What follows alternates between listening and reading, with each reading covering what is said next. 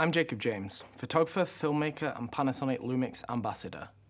Lens choice is one of the most critical, creative decisions we take as filmmakers.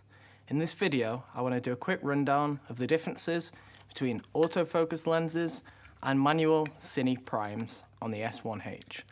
I'll also dive into a few example situations of where you might want to use this one over this one, or vice versa.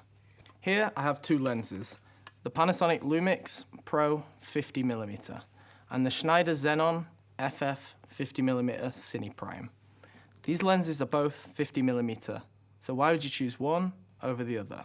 So let's start at the back of the lenses. The first thing you'll notice is the lens mount.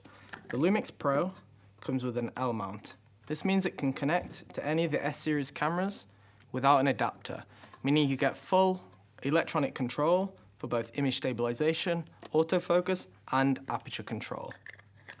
On the other hand, on the Cine lens has a PL mount, one of the most common mounts found on cinema lenses. In order to mount this lens onto the S1H, we'll need to use an adapter such as this one from C7. This allows you to adapt a PL mount to an L mount. After the lens mount, we also have iris control. And now as you can see, on the Cine lens, you get smooth movement between all the various T-stops without any set stops. The aperture ring is also geared to ensure you can control it with a motor for remote aperture control. On the Panasonic lens, we have an electronic stepped aperture ring. You'll also notice we have f-stops and not t-stops. So what is the difference?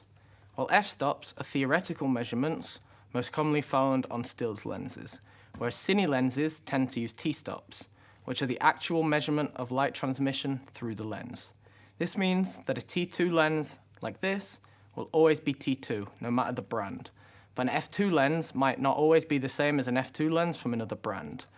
On the Panasonic lens, the aperture control can either be done electronically by setting it to the A position, or it can be controlled manually using the stepped ring on the lens. Next down the lens, we have what is probably the most important part of the lens, the focus ring. The Panasonic lens is autofocus, giving you the ability to allow the camera to control the focus. The benefit for stills photography is clear, but also now more and more people are finding autofocus useful when shooting run and gun video work. For controlling the focus of L-mount lenses manually, there are assistant functions available such as a focus transition mode. This uses the autofocus system to smoothly move between 2 or 3 set points without needing manual control, replicating hard-to-achieve focus pulls quickly and easily. To set this mode, simply go to the other submenu under the video menu, down to focus transition. Here you can select 2 focus points, a focus transition speed, and then you simply click start. Then you click between the 2 focus points and the camera will do the rest, creating smooth focus pulls.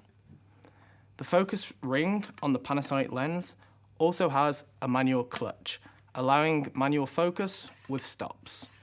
You can also customize the focus throw of all the L-mount lenses on the S1H, the S1 and the S1R, either linear or non-linear, and also adjust the focus rotation from 90 degrees to 360. On the Cine lens, the focus ring is very different. Here we have a geared, dampened ring with hard stops at each end. This is essential for ensuring repeatable focus when using a follow focus. Cine lenses always tend to have long focus throw for fine adjustment. As you can see, I can go nearly all the way around the barrel from near to far focus, giving you really nice fine control over exactly where you want the focus to be. To help with manual focus in the S1H, there's also nifty functions such as magnification, allowing enlargement up to 20 times, a focus peaking option, which can be changed in sensitivity and color, as well as the punch-in to enlarge the decisive area to adjust focus on the spot.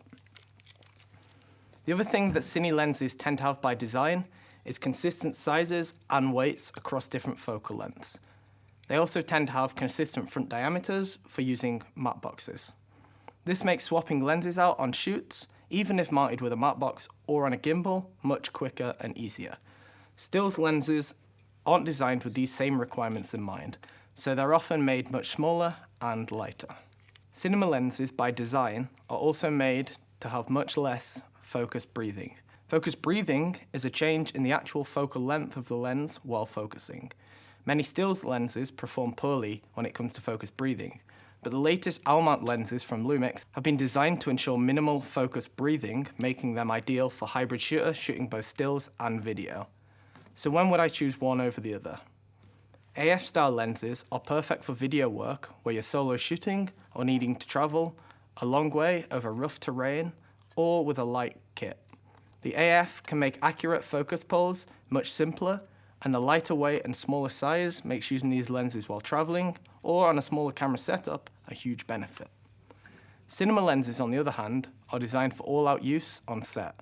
Ergonomically, they're much easier to work with when you have a first AC pulling focus, or where you need to swap out a lens on a gimbal very quickly. They're also much simpler to use with matte boxes and follow focuses in general. As with all creative tools, neither one of these is necessarily better than the other.